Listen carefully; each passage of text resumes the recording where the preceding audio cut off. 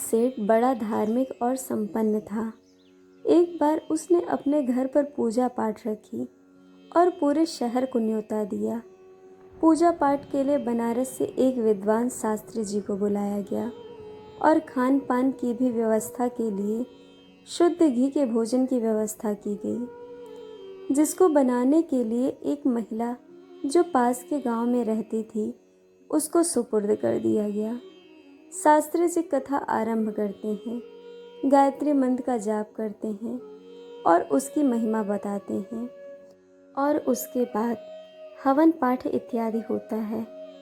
लोग बाग आने लगे और अंत में सब भोजन का आनंद लेते घर वापस हो जाते हैं। यह सिलसिला रोज चलता रहा।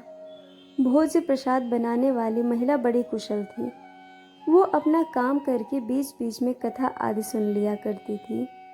रोज की तरह एक दिन शास्त्री जी ने गायत्री मंत्र का जाप किया और उसकी महिमा का बखान करते हुए बोले कि इस महामंत्र को पूरे मन से एकाग्र चित्त होकर किया जाए तो इस भाव सागर से पार लगा जा सकता है। इंसान जन्म मरण के झंझटों से मुक्त हो सकता है। खैर, करते करते कथा का अंतिम दिन आ गया। वह महिला उस दिन समय से पहले आ गई और शास्त्री जी के पास पहुंची, उन्हें प्रणाम किया और बोली, शास्त्री जी, आपसे एक निवेदन है। शास्त्री उसे पहचानते थे। उन्होंने उसे चौके में खाना बनाते हुए देखा था। वो बोले, कहो, क्या कहना चाहती हो? वो थोड़ा सकुचाते हुए बोली, शास्त्री जी, मैं एक गरीब महिला हूँ और पड़ोस के गांव में रहती हूँ। मेरी इच्छा है कि आज का भोजन आप मेरी झोपड़ी में करें। सेठ जी भी वहीं थे।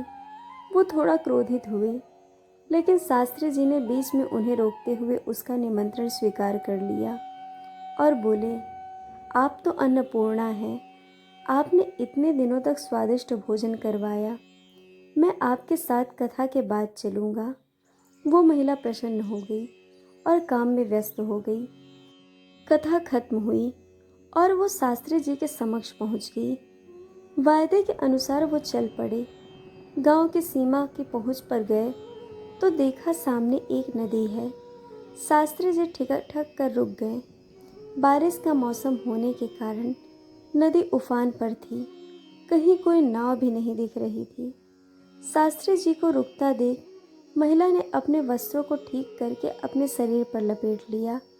वह इससे पहले कि शास्त्री जी कुछ समझते, उसने शास्त्री जी का हाथ थाम नदी में छलांग लगा दी और जोर जोर से ओम भूर्भुवः स्वः बोलने लगी और एक हाथ से तैरते हुए कुछ ही क्षणों में उफनती हुई नदी की तेज धारा को पार कर दूसरे किनारे पहुंच गई।